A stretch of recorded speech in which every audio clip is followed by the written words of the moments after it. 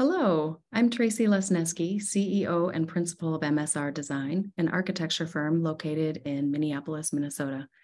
This talk will discuss the why, the what, and how of community engagement during design. I was invited to give this talk because of the work that my firm does. In our 42-year history, the vast majority of our work is in the public realm and entails community engagement as part of the process. Library projects are a significant part of our practice, and this is a map of library projects of all types and scales that we've completed across the country. And each of these projects has had a community engagement component to them. We create buildings that are specific to their place and that resonate with their users, and an important aspect of being able to do that is community engagement. There's lots of reasons to launch a community engagement effort in design: to inform your plan, to inform impactful programming, to uncover new services that are critically needed, and also many reasons to launch a community engagement effort for your organization, to inform your strategic plan, for example. And also, you'll want to inform a building project, which is what this webinar focuses on. Not every building project will have all of these phases, but these are the standard phases for the architecture industry. Community engagement style, format, and intensity will often vary along the project's life, but no matter the phase of design you're in, there's a reason for engagement. In the pre-design phase, or programming and early concepting, it might be about fundamentally shaping the project by identifying what the community needs to thrive. Toward the middle of a project, it may be about sharing updates, demonstrating how early input influenced outcomes. During construction, engagement shouldn't cease. You want that excitement for the project to build throughout its life. And this is especially important in a renovation project, when the building might be partially or fully closed for a period. The ideas about community engagement that I'll share today can be applied to any type of engagement effort, even those not related to building projects. And yes, engagement can be challenging. For sure, it takes time. It's also something, though, to be embraced and enjoyed as you do important work that benefits the community together with your community. There's a lot that could be discussed on the topic of community engagement during design, including mindsets around including the public's voice and troubleshooting difficult headwinds. But in the limited time of this webinar, I'm going to touch on the why, the what, and the how of community engagement from the perspective of our own practice. So first, the why. Why engage the public about a possible building project? The first reason is to foster trust. When you demonstrate that you're interested in what the community needs and prioritize through listening and taking input on board, they trust that the project will reflect them and their needs. When community members are empowered to contribute, that builds trust in your organization. Public co-creating of a place as foundational to the community as a library is important in maintaining the relevancy and vitality of the library as a place for connection, community, and continuous learning. To create support. It might mean a yes vote on a referendum, private dollars toward a capital campaign.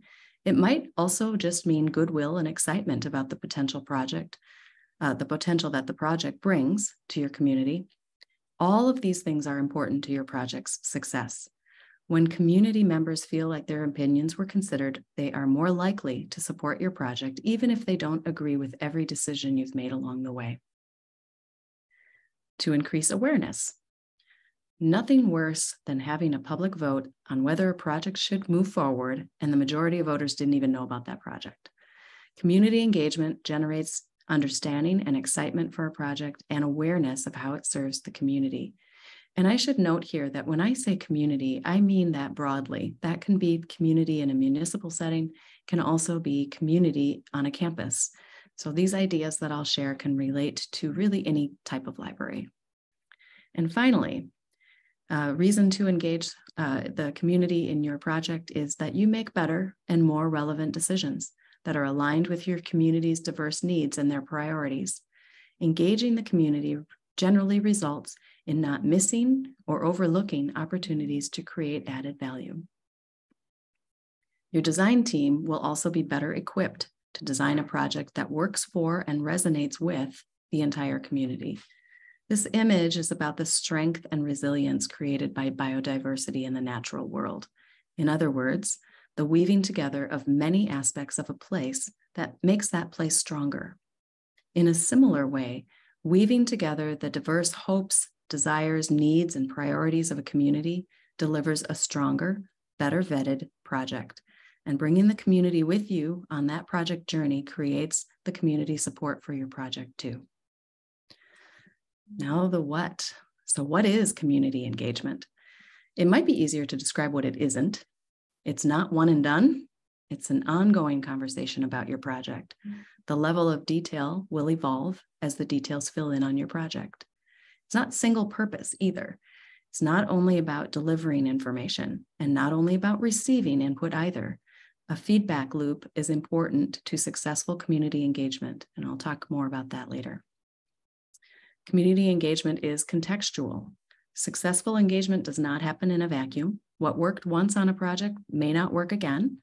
A successful engagement needs to take into account the conditions of your community, stressors and headwinds, as well as unique opportunities. The Tamarack Institute, which is based in Ontario, defines community engagement this way. It's the process by which citizens are engaged to work and learn together on behalf of their communities to create and realize bold visions for the future. This can mean informing your community, inviting input, and working with them as partners to create solutions. It recognizes that with libraries in particular, you have an opportunity to foster cohesion and create ownership of your project and realize those bold visions that you have. Creating ownership requires an iterative process of engagement. Discuss and get input, apply that input into the project, test alternatives and competing demands, because there will be some, and ultimately determine the best way forward. Explain to the community how that input was incorporated, and if it wasn't, why not? And reporting back is a key step in building trust and creating ownership. So how do we go about it? In simple terms, you'll need to create a plan and then work the plan. So I'm going to go over the steps of that next. Every engagement plan has these components. The who, you need to define who's participating. These will include decision makers and key user groups. The what and why, this is your strategy and your goals. What do you want to get out of this engagement? What do you need to get out of this engagement? How many touch points and how often? What are the goals for each of those touch points? Are you inspiring? Are you informing? Are you gathering input? This is all part of the what and why of your plan. The when, touch points are mapped to a timeline. You'll need to consider civic calendars, community calendars, your own internal organization's calendar, any governance calendars, and note that some stakeholders may have more touch points than others throughout the life of the project. So you'll want to map all of those different touch points across your project's life. The where, consider venue options and plan the logistics of those venues. The how, those are the formats and the tools, and don't forget that refreshments are a vital tool to most engagement sessions. And don't forget to plan how and when you'll promote the opportunities to provide input. This boosts turnout, so you have more voices shaping your project. So I'm going to go into each of these in a little more detail, but first, a quick point about being ready to pivot. You will learn things along the way as you engage with your community. You'll likely need to shift strategies. Things will bubble up that you hadn't realized or anticipated. And so you may need to add more engagement sessions. You may find that you can remove or need to tweak a format. So allow for flexibility in your plan because you'll need it. All right, so let's talk a little bit more about the who in your engagement plan. There are many levels of stakeholders to be considered and incorporated in your engagement. A steering committee, or sometimes called a core committee, is the main decision-making group for your project. The steering committee may be comprised of both internal and external stakeholders. That's pretty common. There also may be advisors to the committee. These are people or groups in your community that have purview over a specific aspect of the project, but aren't empowered necessarily to make decisions that would affect things like scope or budget. An example might be the owner of a cafe, where the cafe is in the library building. The owner of the cafe has input and will advise on the design of that cafe, but ultimately does not have generally purview over the library budget or the project budget or scope. Stakeholder is a broad term that could mean groups within the organization, for example, library staff or friends groups, and could also be groups outside of the organization, like community groups and civic groups. It's important to define each of these groups and consider how deeply and how often they'll be consulted throughout the project. It's also important to think about key user groups, especially those that are often overlooked or aren't heard from enough. List each of these groups that should be involved and define their roles. This role definition will inform the touch points that you use to engage each group and the formats for engagement later on. And then deeply consider whose voice is missing. Who else might be impacted by this project that you haven't yet added to your list of stakeholders? Who are the community leaders that can speak to many lived experiences? Which partners or partner organizations can assist in engaging their members for this project and could be strategic partners in realizing the project? Figure out where the holes may be and then work on finding active advocates. Sometimes we will bring community liaisons and ambassadors onto the team. We'll pay a stipend to honor the time that they're giving to the project. So that would be something to consider for yours as well. Think about barriers to participation as well and find ways to actively remove them.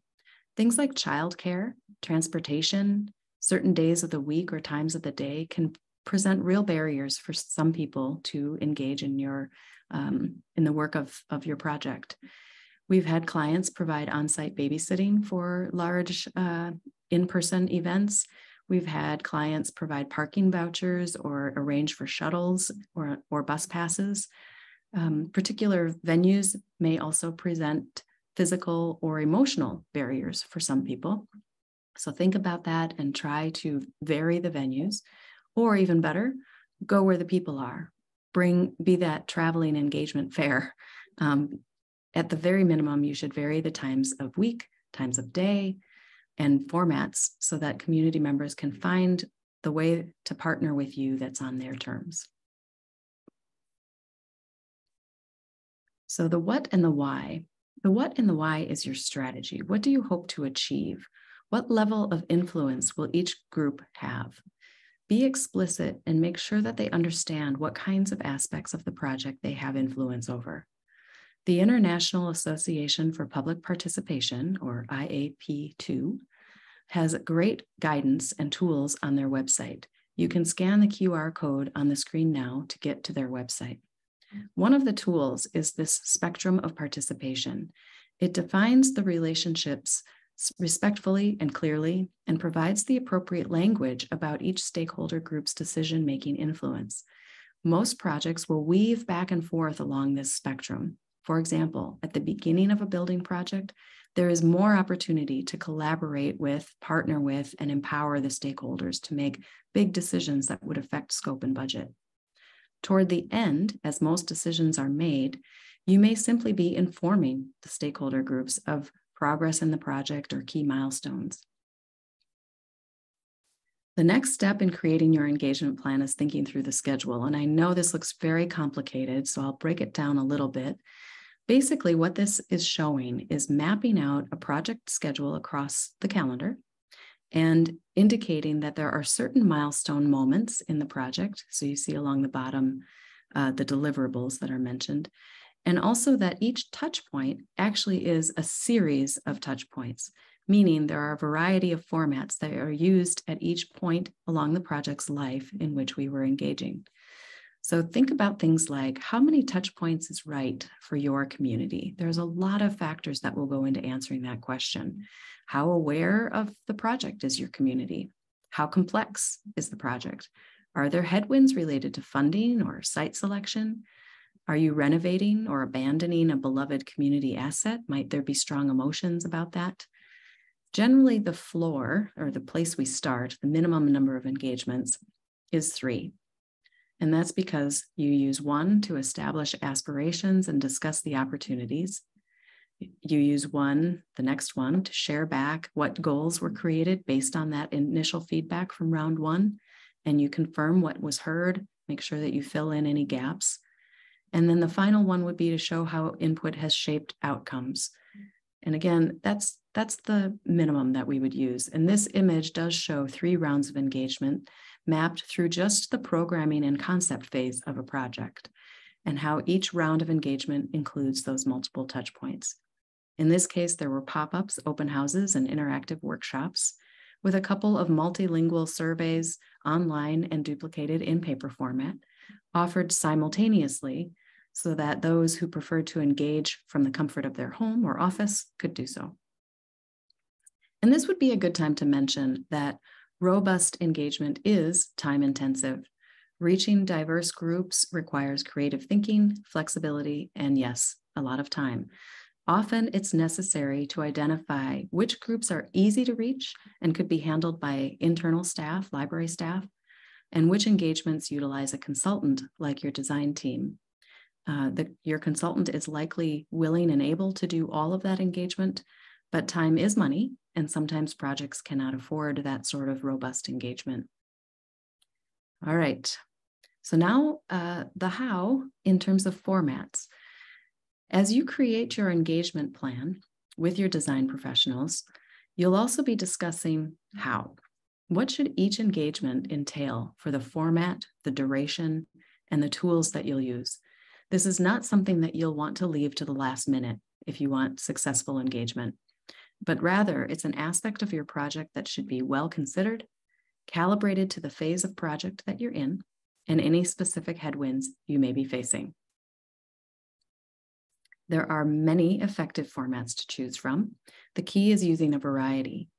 Bear in mind that formats that are comfortable and fun for some of your community members may be off-putting or even anxiety-producing to others.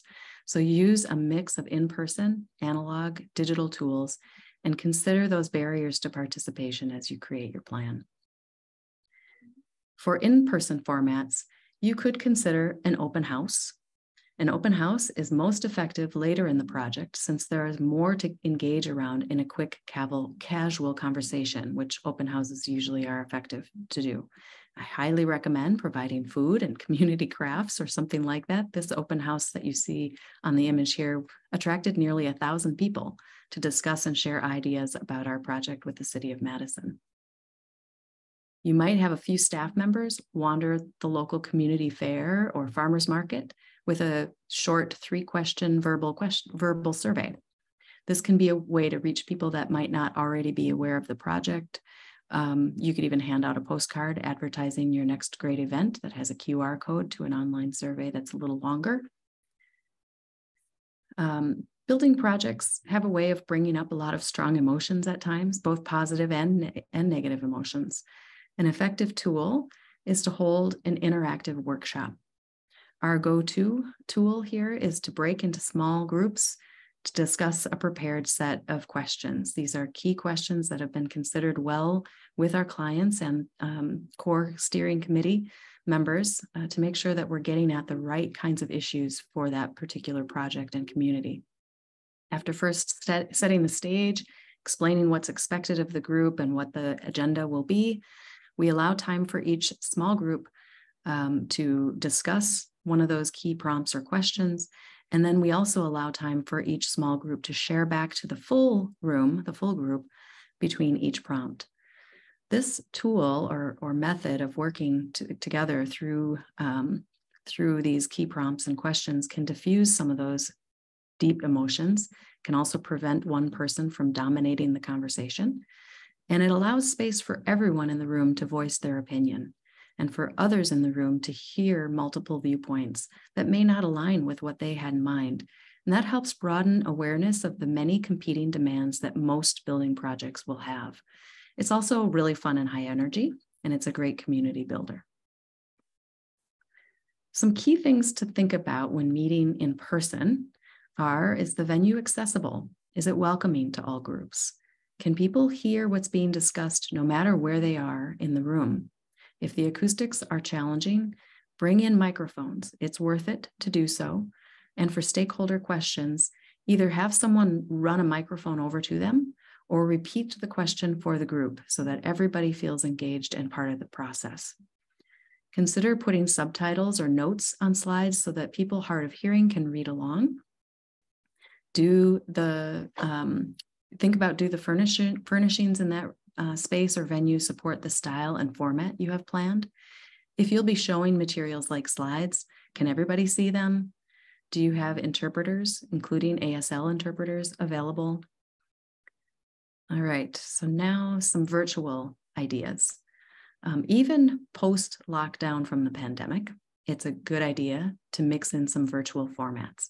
People can be involved on their own turf and on their own terms.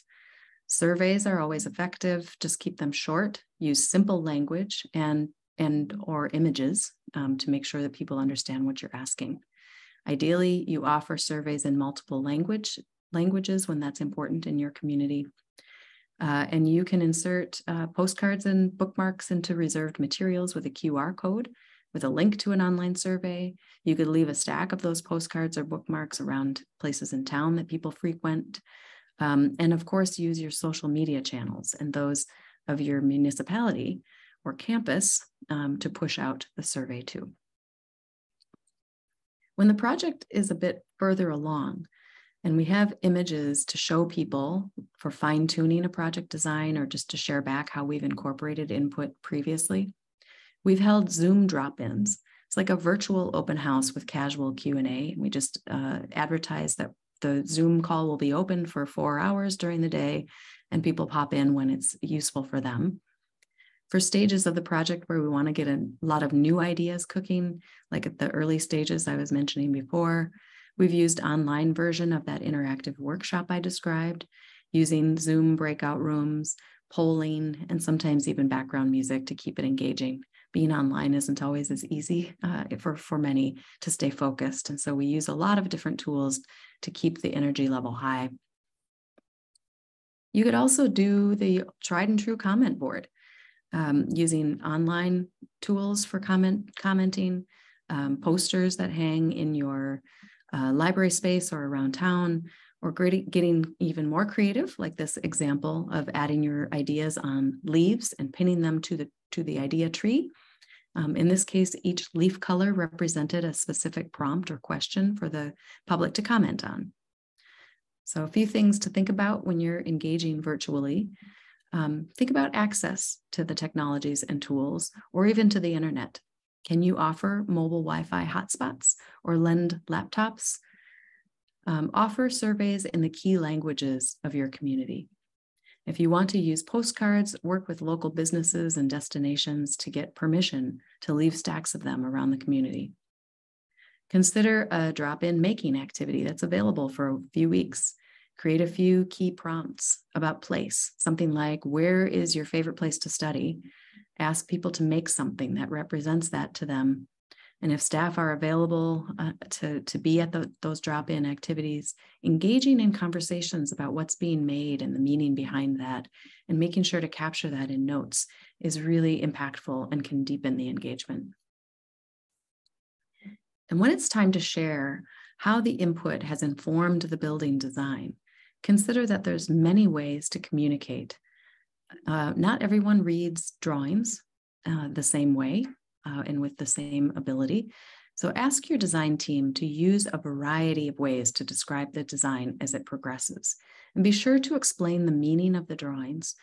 Sometimes digital images of a project can look very complete and finished, even though they are really just an idea or the equivalent of a napkin sketch. And if it's early in the project's life, that could be confusing to people. You're asking for my input, but it looks done already. What difference does it make if I provide you some ideas? So make sure that you hit that square on the head and be very upfront about the tools you're using and why, and how they should be assessed. Tangible tools like mock-ups or building material palettes are fun to engage around. Most people like to touch things and see building materials in a format that they're not used to seeing them. It often prompts curious questions and leads to deeper conversations about the decisions that go into making a building.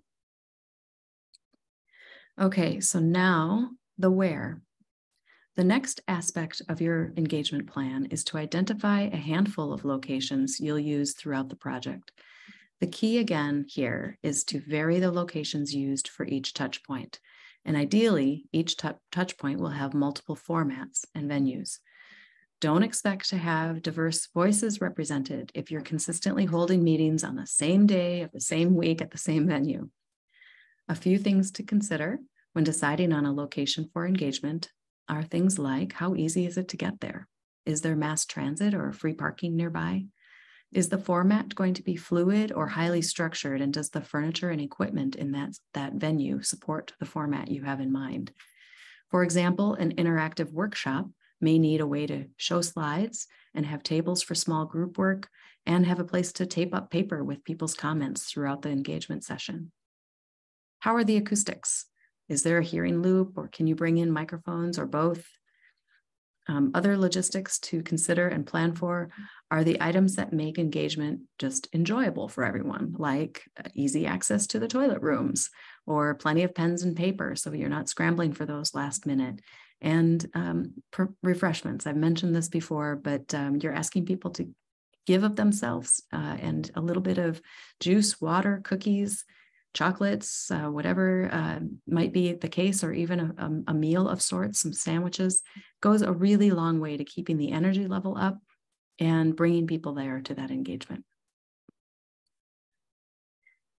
And the next part of your plan, or the final part to talk about here, is promoting opportunities to provide input. Great engagements rely on robust input, and robust input will only happen if people know that they have the opportunity to partner with you in the project. So you'll need to promote, remind often, sometimes even cajole people to participate, and using ambassadors and community connectors to urge people to join or to connect to those communities that you may not be able to connect as easily with is really important. Help people see why it's worth the time and effort. Explain how their input will have impact, and then follow through on that promise by sharing those impacts. So now you've got your engagement plan. It's time to work the plan. As you mobilize your project, you should be thinking about your engagement plan and how it will weave in throughout your project's life. This is only one of many aspects that you need to plan in your building project. So being clear about how it engages at the right moments when they're most impactful for the project's development is really important. Ideally, you'll be cycling through listening and collaborating with your stakeholders, confirming what you heard, and then acting on that information in the design process. Sharing how you incorporated the feedback, listening and collaborating some more, and then repeat throughout the project's life. Input early in the project is likely not talking about architecture at all. It'll be about issues the community is facing or needs the community has. You'll be asking big questions, and it's the design team's job then to translate answers to those questions into ways of providing something in the built environment that can help, support, or progress some ideas. Later in the project, you should be sharing what was heard to date, how the input was incorporated, or if it wasn't incorporated, share why not. There will often be competing demands.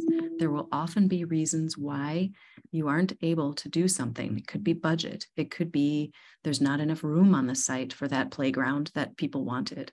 It could be that there's a zoning ordinance that's in the way of doing something. There's many practical reasons for why some of the things you'll hear during engagement aren't able to be achieved. But if you don't address that, yes, we heard this feedback, we know it's a priority for the community, here's how we plan to address that in other ways, or here's another place within the community or campus that can address it instead. It just doesn't belong in this project, and here's why. It's really an important part of engagement. An example of what sharing might look like about how that impact has informed a project's development is to break down an image like this. This image was created after we learned through a focus group about neurodiversity needs within the community. What we heard from people in that conversation, and in particular from caregivers of children and adults alike, dramatically shaped this project in Meridian, Idaho. Sharing how that group's input made a big difference was deeply meaningful to them. And it was also helpful for other members of the community in giving them awareness of neurodiversity and some of the issues that people face in the built environment and how those can be addressed or mitigated in the built environment. Building on or creating new connections in the community is a deliverable itself. Follow up through the project and follow through on what was promised. If you do that, you'll go a long way in building trust, generating excitement and support for your project, and you'll have a better outcome because the community your building serves was involved in creating the building design and will be reflected in it. If you'd like to learn more about engaging with your community during design or have questions or comments on anything that was touched on in this talk, please reach out. I'd be delighted to talk with you more. And until then, thanks for listening and good luck with your next engagement process. And we'd like to extend a thank you to the sponsors of this webinar series.